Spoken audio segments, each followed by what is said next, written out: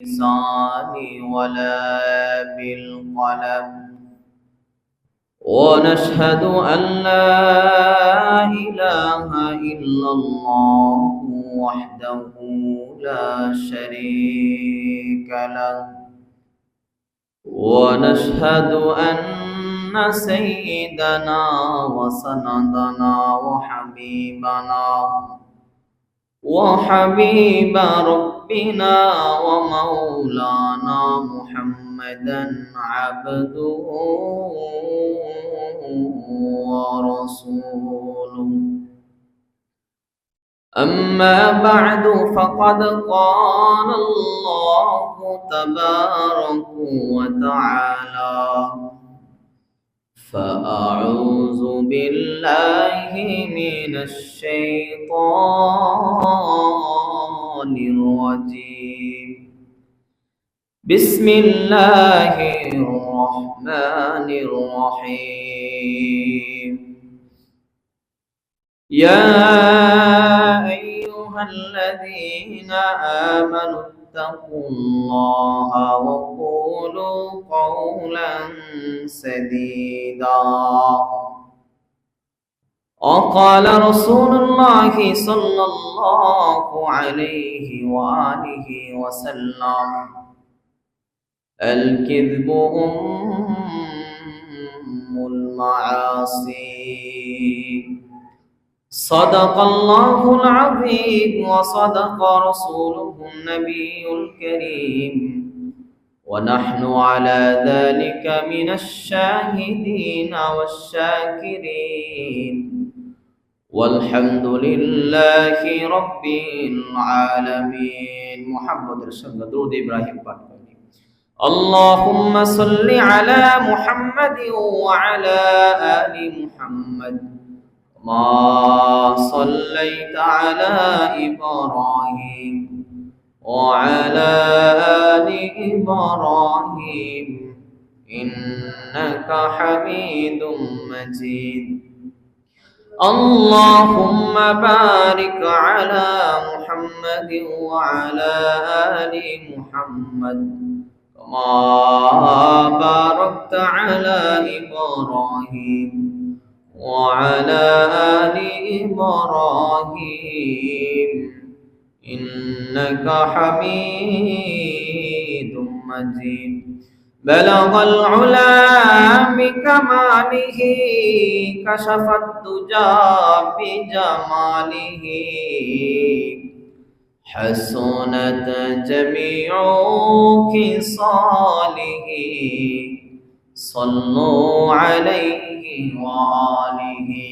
لا إله إلا الله. لا إله إلا الله. لا إله إلا الله. لا إله إلا الله. وشكل ঘুরে ঘুরে পাখি গুলো উড়ে উড়ে নাম জপে জপনা আল্লাহ। আমরা সেই নামেরই পাগল পারা। লা ইলাহা ইল্লাল্লাহ। লা ইলাহা ইল্লাল্লাহ। লা ইলাহা ইল্লাল্লাহ মুহাম্মাদুর রাসূলুল্লাহ সাল্লাল্লাহু আলাইহি ওয়াসাল্লাম। মহান আল্লাহ রাব্বুল আলামিনের দরবারে লাখো কোটি শুকর ও সুজুদ জানাচ্ছে যে আল্লাহ তাআলা আমাদেরকে বিগত জুমাগুলোর নেই জুমাতে আল্লাহর ঘর মসজিদে আসার বসার কিছুদিনই আলোচনা শোনার এবং বলার মতো সুযোগ এবং তৌফিক দান করে দিয়েছেন। সেজন্য সেই মহা মনিবের দরবারে অন্তরস্থল থেকে শুকরিয়া জ্ঞাপন করে সবাই জোরে সোরে বলি আলহামদুলিল্লাহ। মুহতারাম হাজিরিন, গত জুমায় আপনাদের সম্মুখে হযরত নবী আরবি সাল্লাল্লাহু আলাইহি ওয়াসাল্লামের একটি হাদিস বয়ান করে শুনিয়েছিলাম, যে হাদিসের মধ্যে আল্লাহর নবী বলেন, আরবাউ ইযা কুন্না ফিকা মা ফাতাকা মিনাদ দুনিয়া। আল্লাহর নবী বলেন যে চারটা এমন গুণ রয়েছে, যে চারটা গুণ যদি তোমার হাসিল হয়ে যায়, এই চারটা গুণে যদি তুমি গুণান্বিত হয়ে যাও, তাহলে দুনিয়া এবং দুনিয়ার ভিতরে যা কিছু আছে বলে সব কিছু যদি তোমার হাত ছাড়া হয়ে যায়, তারপরও তুমি কামিয়াব। সুবহানাল্লাহ। তো এই চারটা গুণের মধ্যে হতে সর্বপ্রথম গুণ নিয়ে গত জুমায় আলোচনা করেছিলাম। এক নম্বর গুণ হলো আমানত। এক নম্বর গুণ কি? আমানত। বান্দার মধ্যে আমানতের গুণ থাকা, বলে এটা এমন একটা গুণ, যে গুণের বিষয়ে বা যে বিষয়টা সম্পর্কে কাল হাসরের মাঠ যখন কায়েম হবে, মহান আল্লাহ রাব্বুল আলামিন আপনাকে আমাকে প্রত্যেকটা বান্দাকে আল্লাহ তাআলা পাকড়াও করবেন, জিজ্ঞাসা করবেন আমানত সম্পর্কে, যে বান্দা তোমাকে এই এই আমানতগুলো দেওয়া হয়েছিল, তুমি এই এই আমানতগুলো আদায় করেছো কিনা, তার হকদারের নিকট পৌঁছে দিয়েছো কিনা।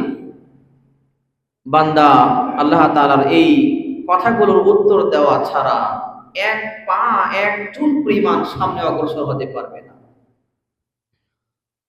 দুই নম্বর গুণ হলো আল্লাহর নবী বলেন, ওয়াসিদকু হাদিসিন, সদা সর্বদা সত্য কথা বলা। কি কথা বলা? সত্য কথা বলা। মিথ্যার আশ্রয় গ্রহণ না করা, মিথ্যা কথা না বলা। বলে আমি এমন এক নবীর উম্মত, এমন এক নবীর উম্মত আল্লাহ তাআলা আপনাকে আমাকে বানিয়েছেন, যে নবী দীর্ঘ ৬৩ বছরের জিন্দেগিতে এক চুল পরিমাণ কথাও কারোর সঙ্গে মিথ্যা কথা বলেন নাই। সুবহানাল্লাহ। তাহলে এই নবীর, এমন নবীর উম্মত যে নবী জিন্দেগিতে কখনো মিথ্যা কথা বলেন নাই, তার উম্মত হিসেবেও আমরা কি মিথ্যা কথা কখনো বলবো না, সদা সর্বদা সত্য কথা বলতে হবে। আর যদি আমরা আমাদের আশেপাশে তাকাই, দেখবো ব্যক্তি কেন্দ্রিক জীবন থেকে নিয়ে পারিবারিক জীবন, রাষ্ট্রীয় জীবন, একেবারে আন্তর্জাতিক জীবন পর্যন্ত মিথ্যার ছড়াছড়ি, মিথ্যা কথা ছাড়া এখন কোনো কাজ হয় না। মিথ্যার এই বিষয়টাকে আমরা এমন ভাবে গ্রহণ করে নিয়েছি যে মানুষ এখন মিথ্যা কথা বলা এবং শোনাটাকে সাধারণ বিষয় মনে করতেছে, অথচ মিথ্যা কথা বলা এবং শোনা দুইটাই কবিরা গুনাহ। নাউজুবিল্লাহ। দুইটাইকে কবিরা গুনাহ। ব্যবসায়িক ভাই যারা আছে তাদেরকে প্রশ্ন করে দেখবেন, তারা উত্তর দিবে যে ভাই, ব্যবসা করতে গেলে মিথ্যা কথা বলতেই হবে, মিথ্যা কথা ছাড়া ব্যবসা হয় না। নাউজুবিল্লাহ বলে। কি বলে, ঠিক কি না? মিথ্যা কথা ছাড়া নাকি ব্যবসাই হয় না। ব্যবসা করতে গেলে মিথ্যা কথা বলতেই হবে।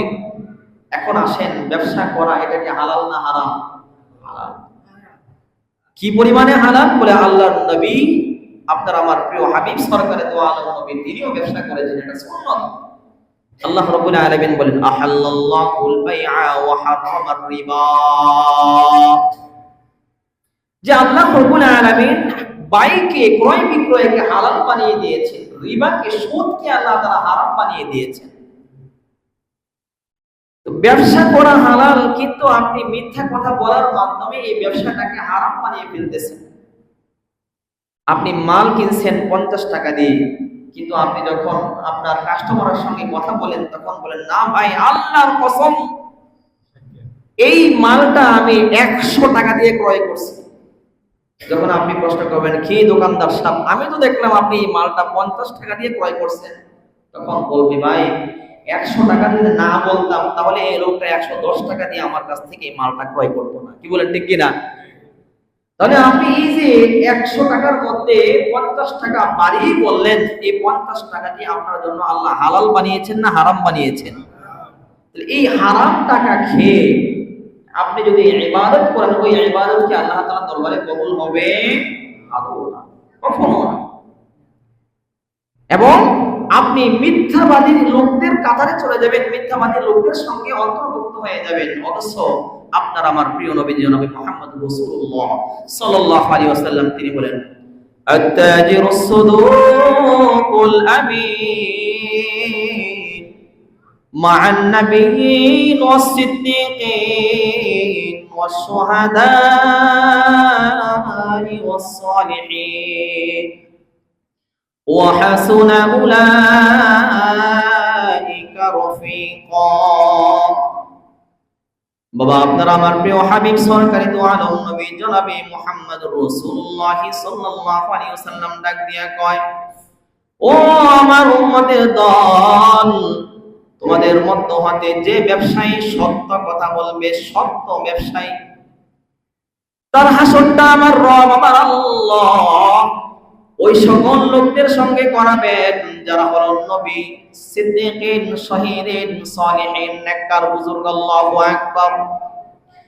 আমার আল্লাহ রাব্বুল আলামিন যার হাসরটা নবী আম্বিয়া আলাইহিস সালাতু ওয়াস সালাম তাদের সঙ্গে করাবেন, যার হাসরটা আল্লাহ সিদ্দিকিন, সালিহিন, শহীদ তাদের সঙ্গে করাবেন, কথা বলেন ওই লোকটা জাহান্নামী না জান্নাতি? ওই লোকটা জান্নাতি নিশ্চিত। পক্ষান্তরে যেই বান্দা মিথ্যা কথা বলে ব্যবসা করবে তার হাসরটা কোথায় হবে? তার হাসরটা জাহান্নামী লোকদের সঙ্গে হবে। সাদ্দাদ, কারুন, ফিরাউন, হামান, উবাই ইবনে খালফ, আবু জাহেল, আবু লাহাব, উতবা, শাইবা তাদের সঙ্গে তার হাসরটা হবে। নাউজুবিল্লাহ। তাহলে যে ব্যবসাকে আল্লাহ তাআলা হালাল বানিয়ে দিয়েছেন, এই ব্যবসাকে আপনি আমি হারাম বানিয়ে ফেলতেছি। এই ব্যবসার মাধ্যমেই একদল লোক যাবে জান্নাতে, আরেকদল লোক যাবে কোথায়? জাহান্নামের পথে। নাউজুবিল্লাহ। অথচ ব্যবসায়ী যারা আছে, শুধু ব্যবসায়ী না, যত শ্রেণীর লোক আছে বলে মিথ্যা কথা বলা ছাড়া আমাদের উপায় নেই। অথচ মিথ্যা কথা পরিহার করলে আপনি এই গুনাহ পরিহার করবেন। আপনি এই লাইন যখন ছেড়ে দিবেন, হাজারো লাইন রিজিক অন্বেষণের জন্য আমার মাওলা আমার আল্লাহ রাব্বুল আলামিন আপনার জন্য তৈরি করে দিবেন। সুবহানাল্লাহ। রাব্বুল আলামিন বলেন, ومن يتق الله يجعل له مخرجا ويرزقه من حيث لا يحتسب।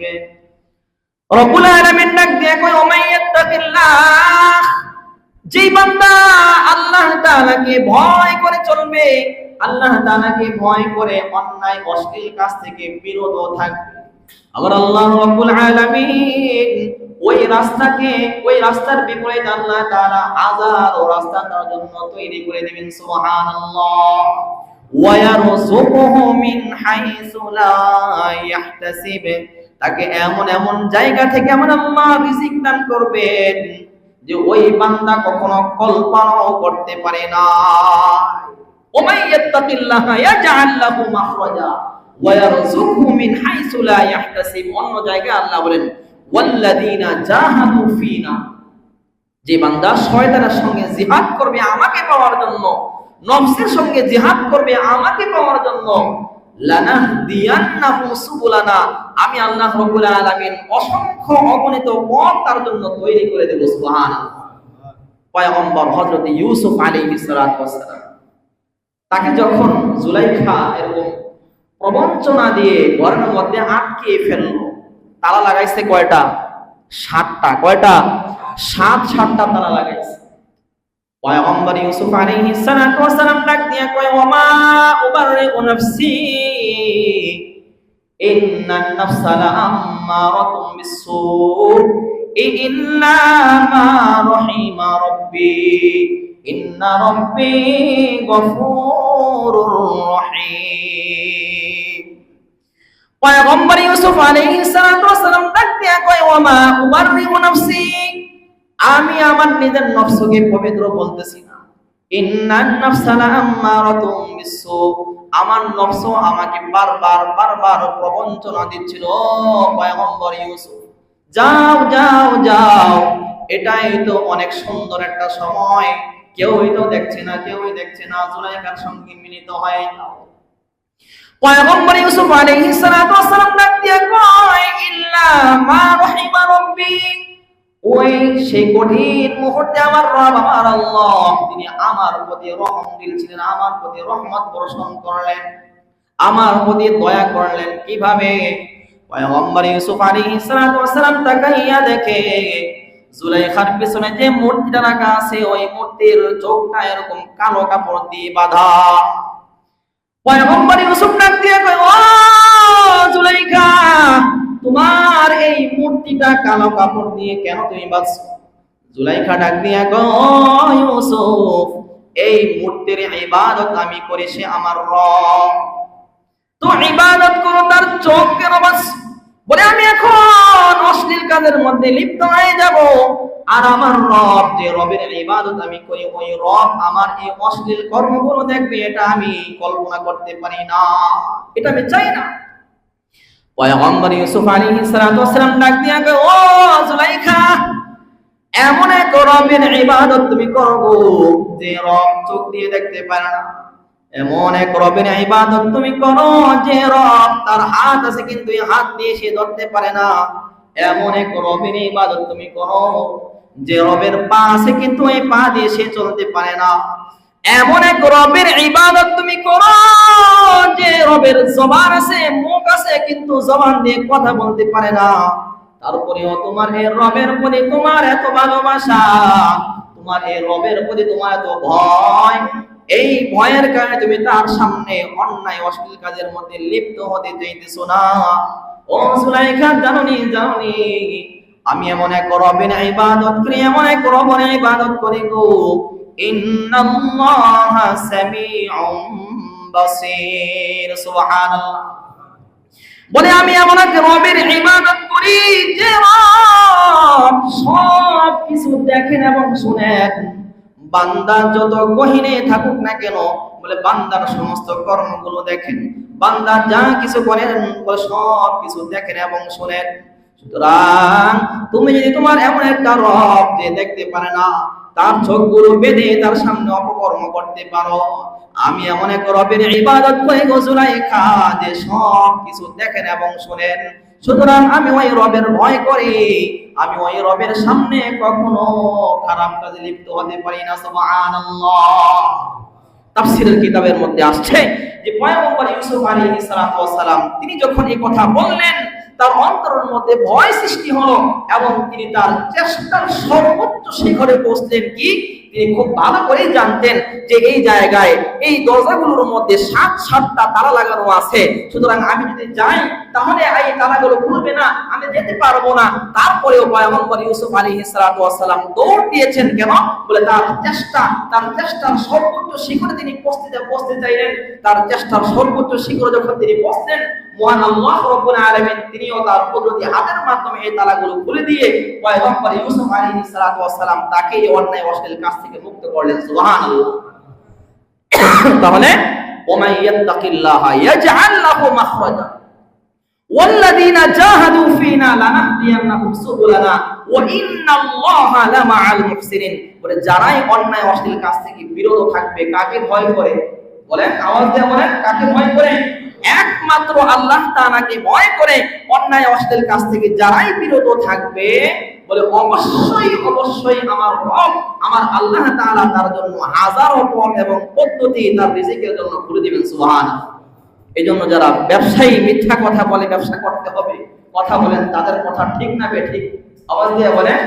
যারা রাজনীতিবিদ দেখবেন তারাও মিথ্যা কথা বলে, কথায় কথায় মিথ্যা, কথায় কথায় মিথ্যা, আছে না নাই? কেন? বলে রাজনীতি করতে গেলে মিথ্যা কথা বলতে হবে। নাউজুবিল্লাহ। তাহলে এই অপকর্ম থেকে বের হতে হবে, এই ধরনের খারাপ কাজ থেকে কি বের হতে হবে। বের না হলে আল্লাহ তাআলা আপনার আমার পরীক্ষা, এই বের না হয়ে যদি ওই জায়গায় থেকে যায় তাহলে এটা আপনার আমার জন্য বড়ই পরীক্ষা। কি বলে, ঠিক কি ঠিক না? মুহতারাম হাজির, বলতেছিলাম যে মিথ্যা কথা বলা এটা অনেক বড় একটা অন্যায়, অনেক বড় একটা জঘন্য কাজ, যে কাজ সম্পর্কে আপনার আমার প্রিয় হাবিব সরকারে দো আলম নবী জনাবে মুহাম্মদুর রাসূলুল্লাহ সাল্লাল্লাহু আলাইহি ওয়াসাল্লাম বলেন, আল কিযবু উম্মুল মাআসি, আল কিযবু উম্মুল মাআসি। বলে পৃথিবীর বুকে যত গুনাহ আছে সমস্ত গুনাহের মা হলো এই মিথ্যা কথা বলা। সমস্ত গুনাহের মা কি? এই মিথ্যা কথা বলা। তবে 3টা জায়গা এমন রয়েছে যে 3টা জায়গায় মিথ্যা কথা বলা জায়েজ। মিথ্যা কথা বলা কি জায়েজ? 1 নাম্বার, যুদ্ধের ময়দানে শত্রুকে বিভ্রান্ত করার জন্য মিথ্যা কথা বলা। 2 নাম্বার, স্বামী তার স্ত্রীর সঙ্গে, স্ত্রী তার স্বামীর সঙ্গে মিথ্যা কথা বলা, ভালোবাসার জন্য, স্বামী স্ত্রী তাদের ঘনিষ্ঠতা বাড়ানোর জন্য।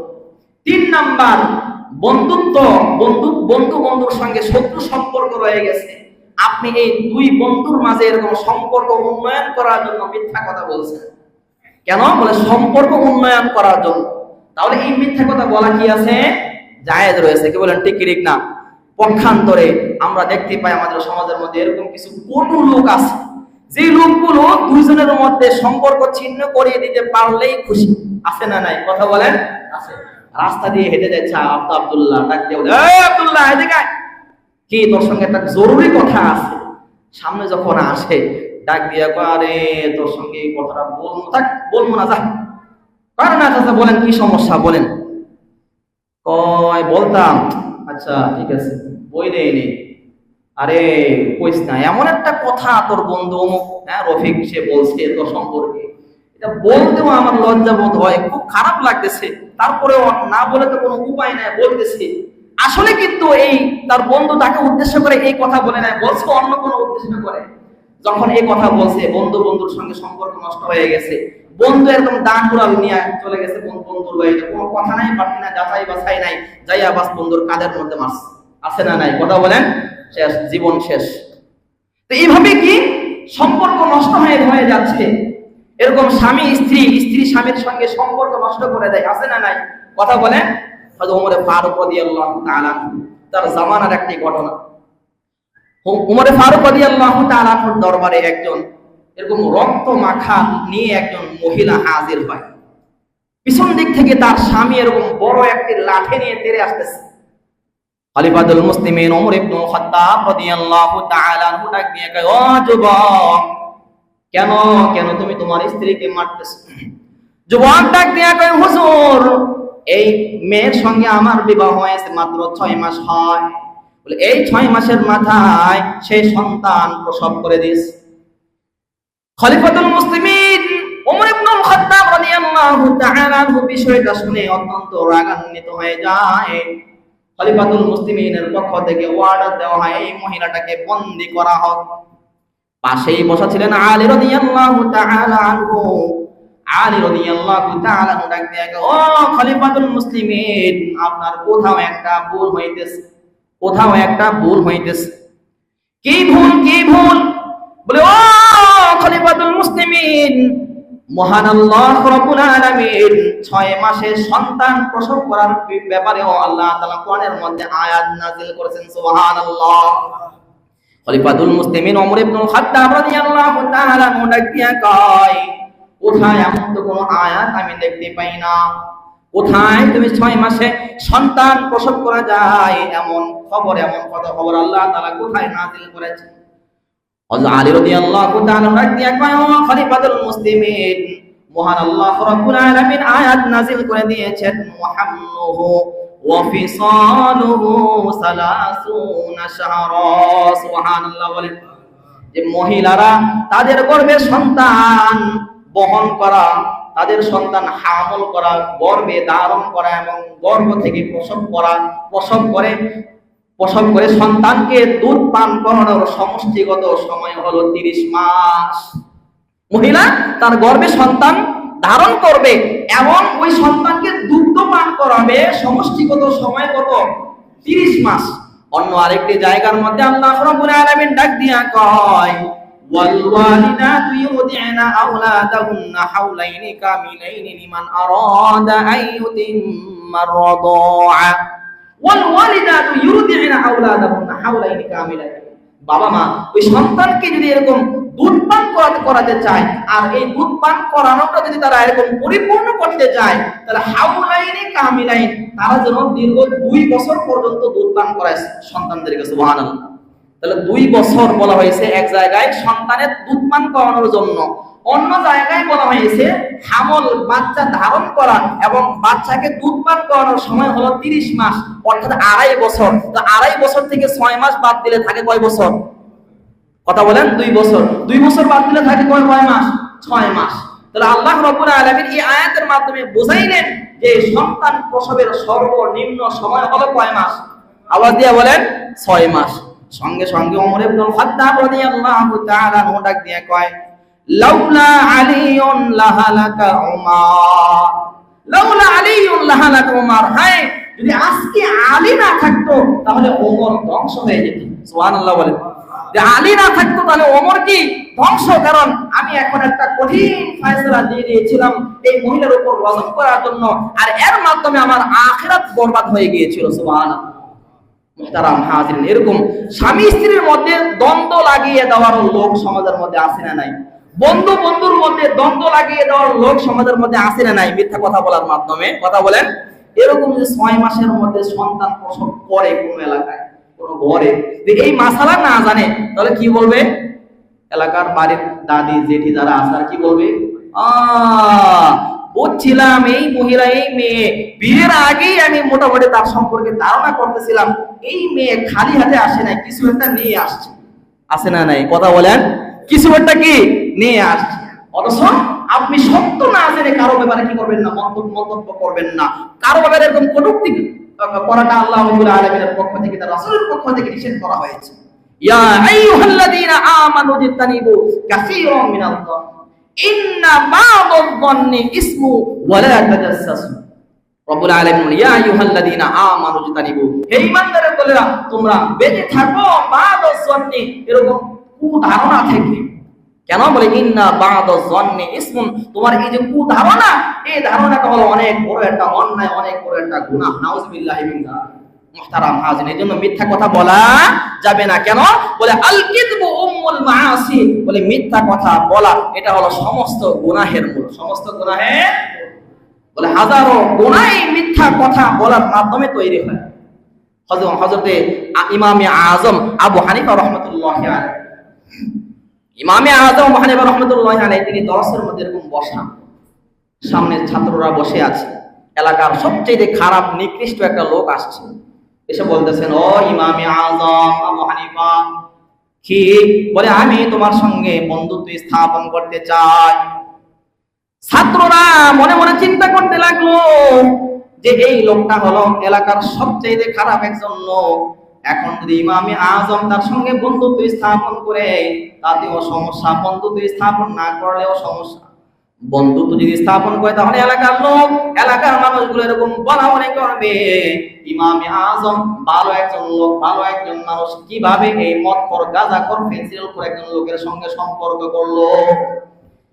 আর যদি তার সঙ্গে সম্পর্ক না করে, বন্ধুত্ব না করে, তাতেও সমস্যা। এই লোকটা এলাকার মধ্যে ঘুরে ঘুরে ঘুরে ঘুরে পেঁচ লাগাবে, ও ইমাম সাহেব সে একজন ভালো মানুষ না, সে একজন খারাপ মানুষ, আছে না নাই? কথা বলে। ইমাম মুয়াজ্জিনের ব্যাপারে এরকম ঘুরে ঘুরে ঘুরে ঘুরে তথ্য সংগ্রহ করা আর দেওয়া, পেঁচ লাগানোর লোক আছে না নাই? আওয়াজ দিয়ে বলা আছে না নাই? ইমাম সাহেব তিনি পড়েছেন পেঁচের মধ্যে। তখন ইমামে আযম আবু হানিফা রাহমাতুল্লাহ বলতেছেন, হ্যাঁ আমি তোমার সঙ্গে বন্ধুত্ব করতে পারি, তবে একটা শর্ত আছে। কি শর্ত? বলে তোমাকে আমার সঙ্গে ওয়াদা করতে হবে আজ থেকে নিয়ে একেবারে মৃত্যুর আগ পর্যন্ত কখনো তুমি মিথ্যা কথা বলতে পারবা না। যুবক রাজি হয়ে যায়, হ্যাঁ আচ্ছা ঠিক আছে, আজ থেকে মৃত্যুর আগ পর্যন্ত আপনার সঙ্গে আমি ওয়াদা করতেছি কখনো মিথ্যা কথা বলবো না। যুবক চলে যায়, বন্ধুদের সঙ্গে মদের আড্ডায় গেছে, বন্ধুরা সবাই মদ খায়, যুবক ওই মদের গ্লাসের মধ্যে হাত দেয় না। একদিন যায়, 2 দিন যায়, 3 দিন যায়, বন্ধুরা আশ্চর্য হয়ে যায়, আশ্চর্য হয়ে প্রশ্ন করতেছে, বন্ধু আমার 3 দিন হয়ে গেল তুমি মদের গ্লাসের মধ্যে হাত দাও না, কি সমস্যা, কি সমস্যা? ওই যুবক ডাক দিয়ে কয়, আমি ইমামে আযম আবু হানিফা তার সঙ্গে বন্ধুত্ব স্থাপন করেছি, এজন্য মদ খাই না। আল্লাহু আকবার। বন্ধুরা প্রশ্ন করতেছেন, তার সঙ্গে বন্ধুত্বের সঙ্গে মদ খাওয়ার সঙ্গে কি সম্পর্ক? যুবক ডাক দিয়া কয়, আমি ইমামে আযম আবু হানিফা রাহমাতুল্লাহি আলাইহি তার সঙ্গে ওয়াদা করেছি জিন্দেগিতে কখনো মিথ্যা কথা বলবো না। বন্ধুরা জিজ্ঞাসা করতেছেন, বন্ধুর সঙ্গে ওয়াদা করেছো মিথ্যা কথা বলবা না, মিথ্যা কথা বলবা না, এই কথা ওয়াদা করেছো, মদ না খাওয়ার ওয়াদা তো করো নাই। ওই যুবক ডাক দিয়ে কয়, 3 দিন পর ইমামে আযম আবু হানিফা রাহমাতুল্লাহি আলাইহি তার সঙ্গে আমার সাক্ষাৎ হবে। সাক্ষাৎ করতে গেলে ওই যে ছাত্ররা, ওই ছাত্রদের সামনে যদি ইমামে আযম আমাকে প্রশ্ন করে, ও বন্ধু আমার, এই যে 3টা দিন তুমি অতিবাহিত করেছো, এই 3 দিন তুমি মদ পান করেছো কিনা? যদি আমি মদ পান করছি এ কথা বলি, তাহলে ছাত্রদের সামনে আমার বড়ই লজ্জা বোধ হবে। আর যদি মিথ্যা কথা বলি, তাহলে বন্ধুর সঙ্গে যে ওয়াদা করলাম এই ওয়াদার খেলাফ হয়ে যাবে। আল্লাহু আকবার।